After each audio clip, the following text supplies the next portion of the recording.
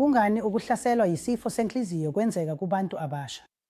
Ngakho lokhu kuyinto wonke umuntu afuna ukuyazi. Ngakho sizwa njengodokotela bezinhliziyo. Abantu bebefuna ukufeza yonke into kusenesikhathi kulezi zinsuku. Lokho kwenze ukucindezeleka kwaba yinto ebaluleke kakhulu. Ukungcola kubangela isifo senhliziyo, ukubhema, isifo sikashukela nomfutho wegazi. Ukucindezeleka kukhuphula ingozi yezici eziyingozi zesifo senhliziyo ezifana nesifo sikashukela nokucindezeleka kwegazi. Ngakho ukucindezeleka kuyisifuthulelo, ukuntuleka kokulala, ukungazivocavoci, futhi uyazi, ukuzama ukwenza okuningi ngesikhathi esincane. Kwesinye isikhathi kuletha ukucindezeleka okukhulu kumuntu ngamunye. Lokho kwandisa imikhuba yokubhema, okwandisa imikhuba yokuphuza, okona indlela yakho yokuphila. Manje, lo mjikelezo wezehlakalo nakanjani uholela ekuhlaselweni yisifo senhliziyo kubantu abasha.